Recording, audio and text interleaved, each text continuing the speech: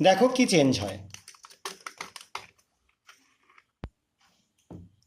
যোগ করছি এবং একটু একটু করে নাড়াচ্ছি। দেখতে পাচ্ছ কালারটা আস্তে আস্তে কি একদম ডিপ ভায়োলেট হয়ে যাচ্ছে। সবাই নিশ্চয়ই বুঝতে পারছো। এবার আমরা কালারটাকে যথেষ্ট ভালো মতোভাবে এই যে মেটেরিয়ালটা অ্যাড করলাম সেটাকে মিশিয়ে দিচ্ছি স্যাম্পেলটার মধ্যে। এবার আশা করা যাচ্ছে কালারটা সবাই দেখতে পাচ্ছে খুব ভালো মতোভাবে।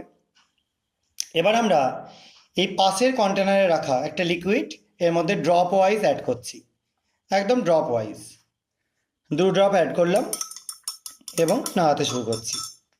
তোমরা দেখো ড্রপটা অ্যাড করছি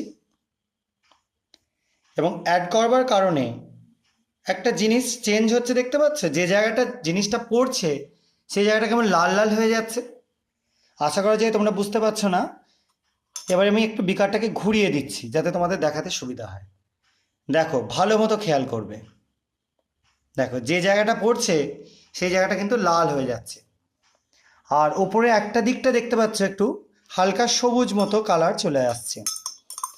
আবার আমি এটাকে চেক করে দিলাম, করে দিলাম, নাড়িয়ে দিলাম স্টারার দিয়ে। আবার দেখো একটা লাল কালারেশন। এবার দেখো কালারটা কি হয়ে গেল, গ্রিন হয়ে গেল। খুব অদ্ভুত রকম চেঞ্জ। আমরা আবার ড্রপ ওয়াইজ সেই মেটেরিয়ালটা অ্যাড করছি, সেই লিকুইডটা। দেখো গ্রিন কালারটাও আস্তে আস্তে ফেড হচ্ছে কিন্তু। আবার একটু অ্যাড করছি, দেখো কালারটা আরও বেশি ফেড হয়ে যাচ্ছে। আবার অ্যাড করছি কিছুটা। এবার দেখতে পাচ্ছ আস্তে আস্তে একটা ফেনা তৈরি করছে এবং আরও লাইট হয়ে যাচ্ছে কালারটা।